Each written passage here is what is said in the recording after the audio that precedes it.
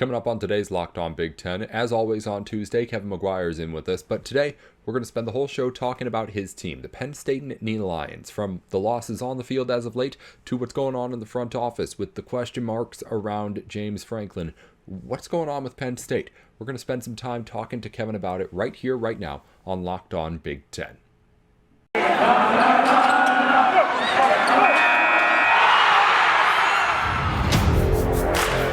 You are Locked On Big Ten, your daily podcast on the Big Ten Conference. Part of the Locked On Podcast Network. Your team every day. You're listening into Locked On Big Ten. It's everything you need to know about the Big Ten Conference every single day of the week.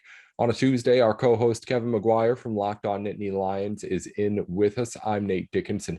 We're going to talk about Penn State on today's show. It's, of course, our Penn State co-host in with us from the Locked On Network to talk today, but Penn State itself just has a whole lot for us to discuss. It's a weird situation with James Franklin. It's a weird situation with the season as a whole. So we'll get into all of that with Kevin here on today's show.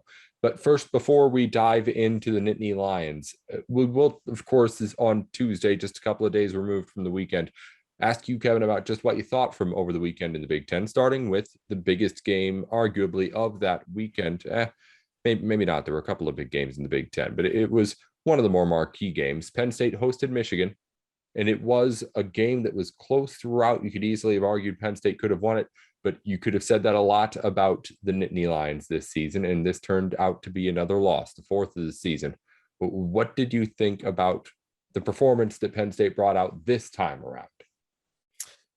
We're seeing that Penn State, once again, doesn't have an offense to go up against some of the better defenses that they're going to face this season or, coming down the stretch this season. And that's been the biggest concern because all four of their losses have been really close. The biggest problem is they don't have a short down yardage offensive strategy that seems to work. And that's disturbing. But again, the story of the season for Penn State has been the lack of a running game. And that's something that Michigan thrived on, that Michigan capitalized on, and Michigan was just a better team. And I think that's one of the biggest takeaways you have to take from this game.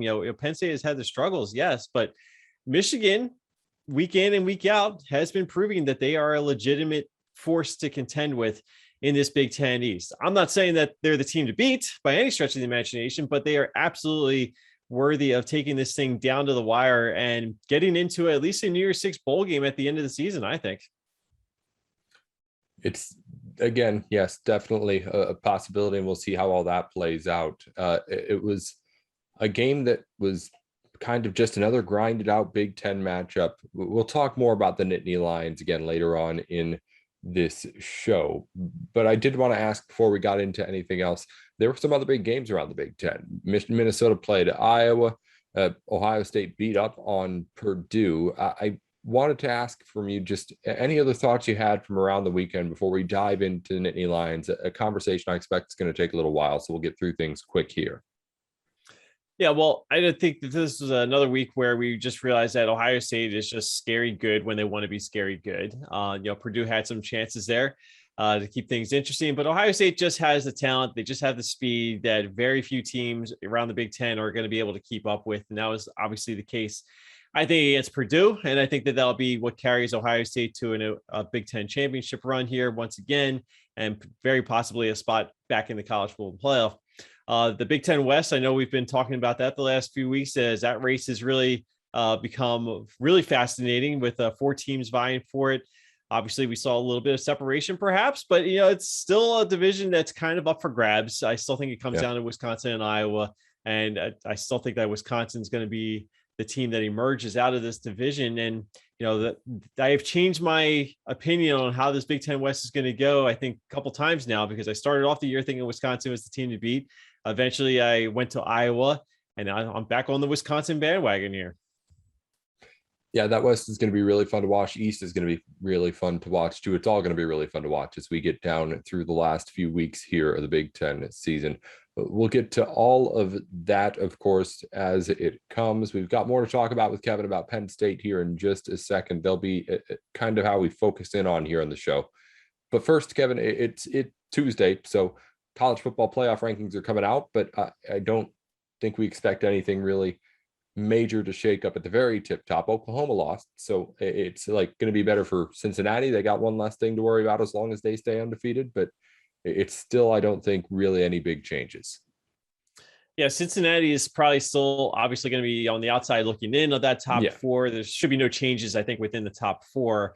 I think if you're Cincinnati, you're really pulling for Georgia right now, because you got to hope that Georgia finds a way to hand Alabama a second loss and get Alabama out of the picture, because can't imagine the committee's going to put in a 2-loss Alabama ahead of a undefeated Cincinnati, although who knows what's going to happen with the selection committee. But yeah, top four, I don't see any reason to suspect that any changes are going to happen there.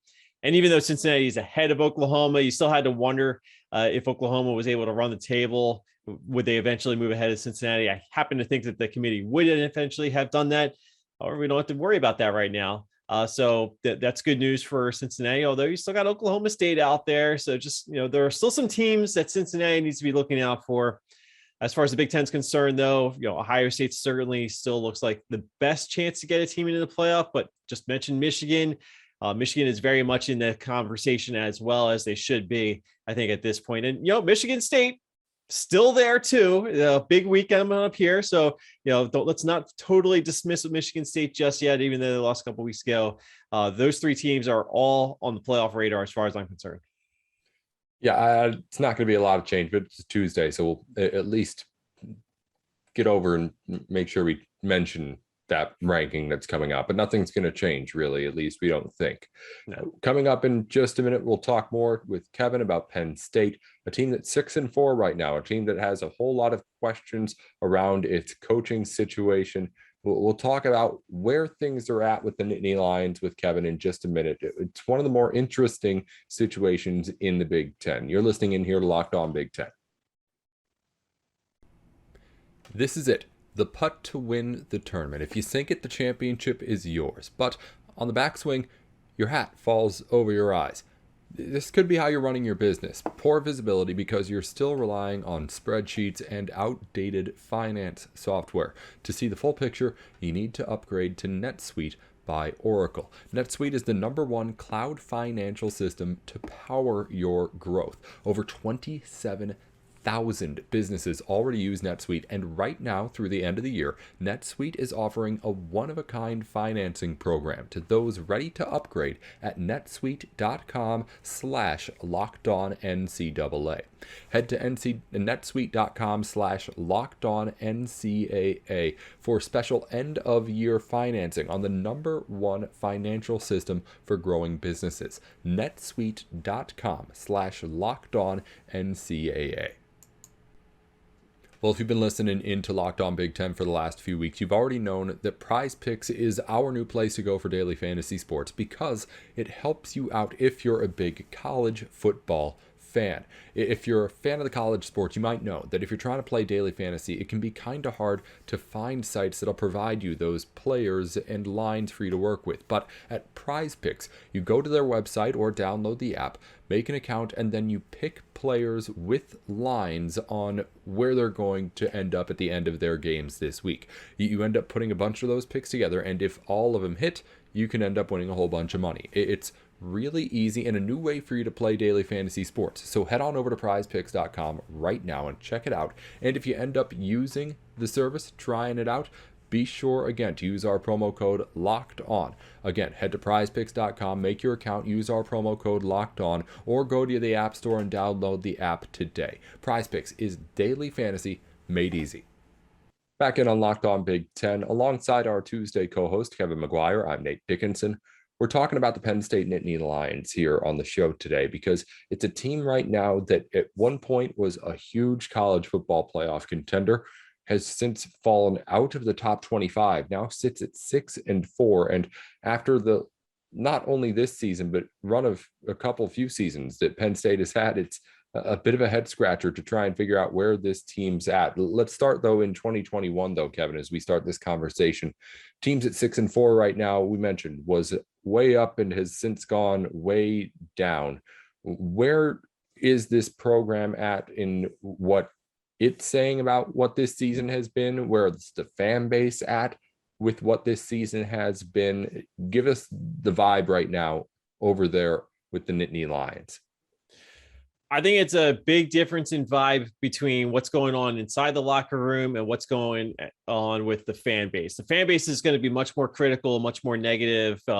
Maybe not in general, but there's a consensus out there that is pretty upset with the way that this season has evolved at this point. Like you mentioned, in September, it's looking like Penn State has a very good chance to make a run for a potential Big Ten championship. And now they need one win just to stay above 500 for the year. And fortunately, Rutgers is coming into town this weekend, although who knows what's going to happen, because this offense has kind of fallen off the tracks a little bit. They still have big explosive plays, but there's still some concern about the consistency of the offense. And that, I think, has been one of the bigger disappointments, because I do think that the injury to Sean Clifford while back against Iowa, I think that still has some kind of lingering impact. And obviously he's got no offensive line in front of him. So yeah, I don't think that this is a team that is packing in the bags by any stretch of the imagination. You know, they've got 4 losses, but they're all close games. So take for whatever you will out of that. I do think, though, that this is a team that's not giving up. They've had leads in fourth quarters of all 4 of those losses. You do have to find a way to finish those games. And maybe that's a little bit of an issue that James Franklin has to worry about with his program. But, you know, this is a team that is going to fight. You know, they had no reason to be in the game against Michigan the way that things were going, because Michigan was the better team. Yeah, the Penn State got some big opportunities early on, wasn't able to capitalize on them, and maybe shot themselves in the foot a little bit too. But that was a sign that this is a team that is willing to take a couple chances, feels confident in doing that. Didn't work out for them, but I still kind of like the way that they approached the game by attacking it the way they felt they needed to do. Now, whether or not that was the right decision, I don't know, but I just feel as though this is a team that's not going to quit. So they've got 2 weeks left, 1 home game against Rutgers. I fully anticipate that they'll play a good enough game to get out of that one with a win. And I think they put up a good fight on the road in a couple of weeks against Michigan State. You know, we'll see what Michigan State's playing for in that game, but I don't think that Penn State's going to get run over by any stretch of the imagination. They may not have an offense, but they're going to keep things interesting. Is that what if keeping things afloat a bit? Just kind of all around, the idea that Sean Clifford hasn't been healthy, this team hasn't been losing by a lot to good teams. How much has that helped the blow of all this? It really depends on who you ask. But again, I just feel as though I think when you look at what has happened this season, when Sean Clifford has been healthy, this is a much better team. And I think, you know, against Michigan, when he gets sacked 7 times because the offensive line doesn't have any way to slow down a really good defensive front, it's gonna come back to haunt you a little bit. So even if he was healthy going into that game, he's not going to be feeling good coming out of the game. And I just feel as though you take a look and see so much talent and potential on so many different positions on this team. The defense has been really good. There's no questions about the defense all season long. The defense has been there. They've given up some big plays and big moments, unfortunately, against Iowa and this past weekend against Michigan. But overall, nobody's going to have a complaint about the defense. The offense has been kind of streaky at times. So like I said, it all hinges on whether or not Sean Clifford has been healthy. So I think that there is some positive to be taken from what you've seen out of this offense when you've got your healthy quarterback and your starting quarterback who has all the experience. Then again, when he's not there, we've seen the lack of depth at the position is very alarming. So that's why it's a little bit of a question mark going into 2022 and really just the last couple of weeks here. Yeah, we'll get bigger picture in a second. But before we jump there, Kevin, where is the goal right now for this season? You had to kind of take a really steep slide down from national contender to New Year's Six Bowl to what is it now? I still think that they're going to shoot for 8 wins. I don't think that there's any reason to suspect that they couldn't win 8 games. Like I said, I do anticipate they'll win this weekend against Rutgers. And then going on the road, I want to see what they do against Michigan State, because while they haven't won the big games, they've been in them. And like I said, they've had leads in a bunch of these games that they've lost. So I don't think that Michigan State's going to run over them, although who knows? It really is a season where it's kind of hard to judge where exactly your bar of success is now that you're kind of adjusting and moving the goalpost, as you will, with 2 weeks left in the season. I don't think anyone's going to look at the season as a whole and view this as the kind of success that I think is what is acceptable at Penn State. You know, the last time they played in a bowl game, couple seasons ago, it was in the Cotton Bowl. They were celebrating a Cotton Bowl victory, and now they could be going to the Music City Bowl or the Pinstripe Bowl. It's a much lower expectation at this point in the season, especially like you said, as we've said before, it looked like this is going to be a team that could compete for a Big Ten championship. Finishing in fourth place in the Big Ten East is a far cry from that. Well, when it comes to sports betting online, BetOnline is back and better than ever with a new interface website for you to look at, so everything's pretty when you get out there, but also new ways for you to bet and all sorts of new kinds of props, parlays, everything that you could imagine over at the site. Head on over to betonline.ag, make an account, and when you do, be sure to use our promo code LOCKEDON. You'll get a 50% welcome bonus on your first deposit. Just again, use the promo code LOCKEDON when you sign up to be sure to get the most bang for your buck when you head on over to betonline.ag. They've got everything that you need to know. If you hear a line on a Locked On podcast, it's coming from BetOnline. And again, use our promo code Locked On for a 50% welcome bonus. It's betonline.ag, your online sportsbook experts.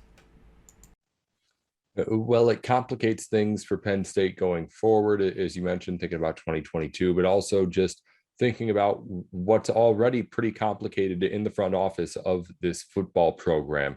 James Franklin has had his name all around college football coaching jobs, not just this year, but really consistently. He's always been a hot name around college football since he's gotten to Penn State. Part of that because he's been so non-committal when he's been asked about things like this. If you just were to kind of get your feel on who James Franklin is and why he talks the way he does when he's asked about this kind of stuff, what would you say about the guy?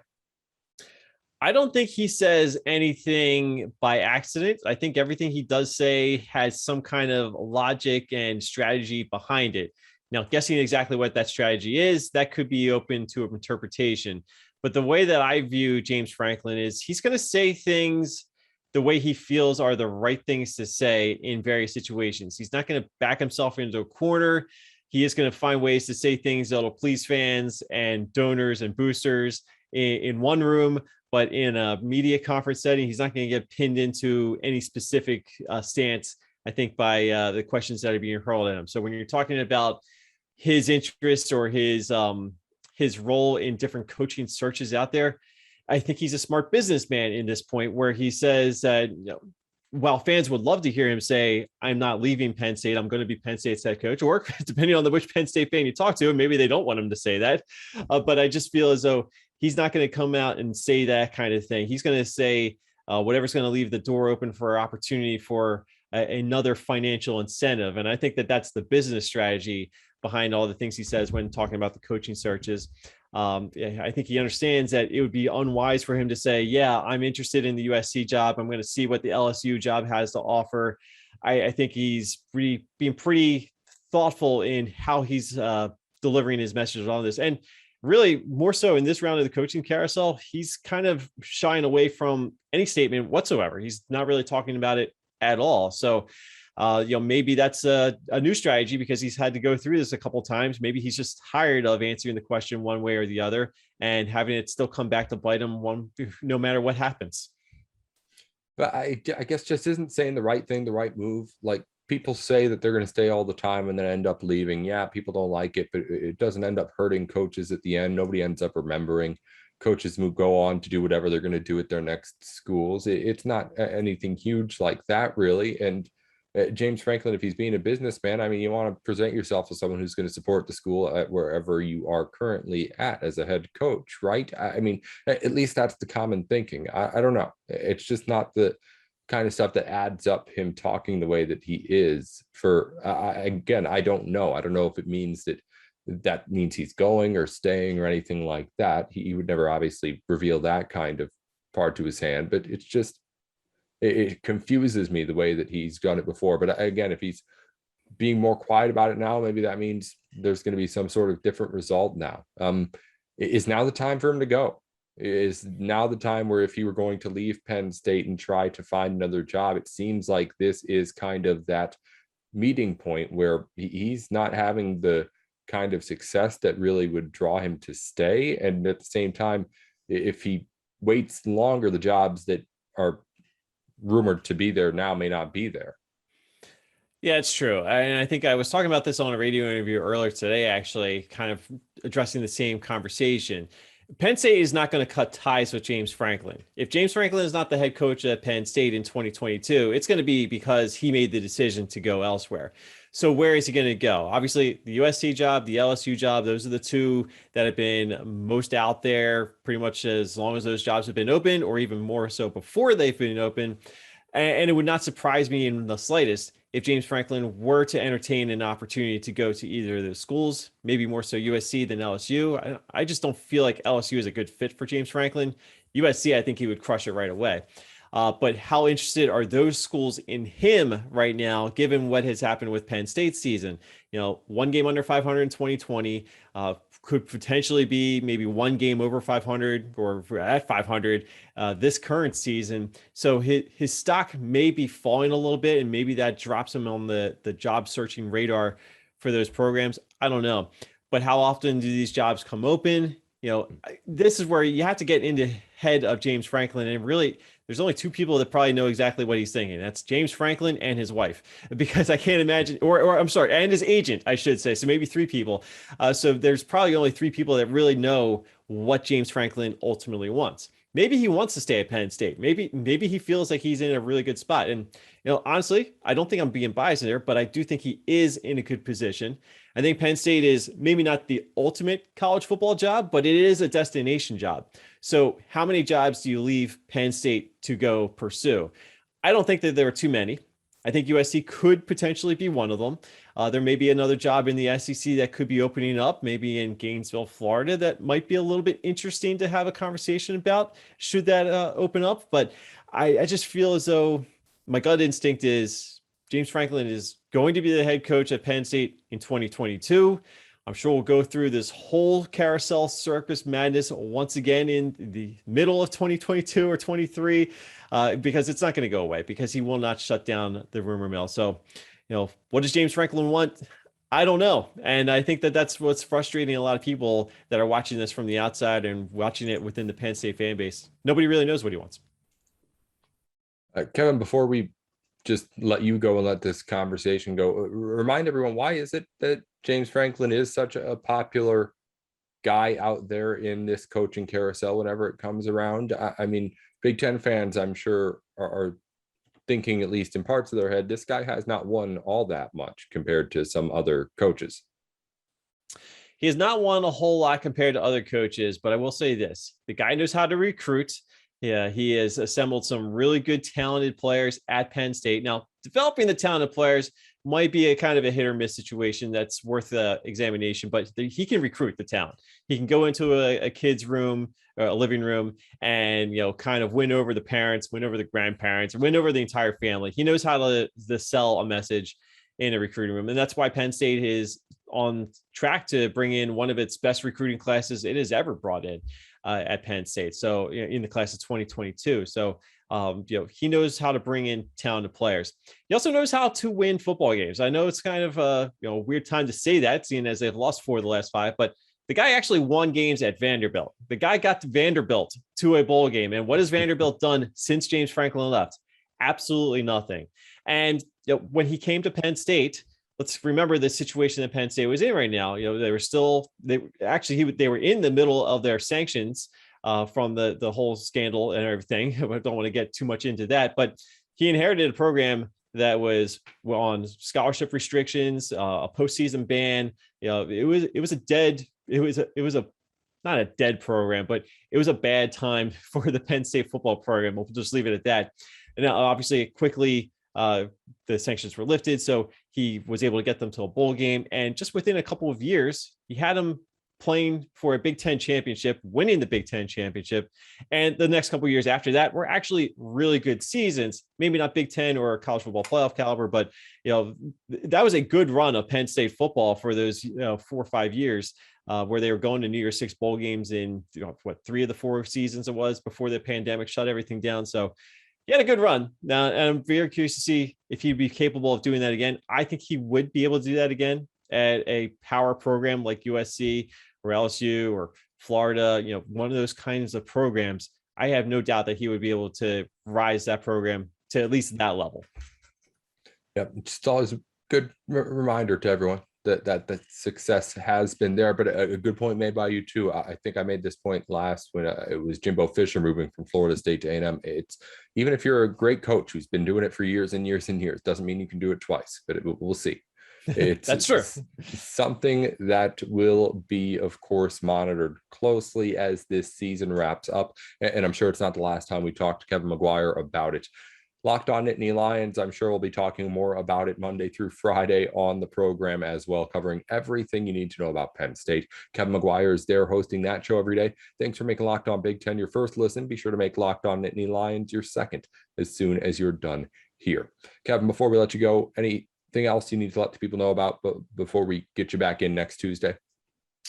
No, it should be a pretty interesting weekend. Again, Big Ten East coming down the stretch. Penn State's not in it, but I'm going to be watching it. And if you want to follow any of my college football commentary, you can do that on Twitter at KevinOnCFB.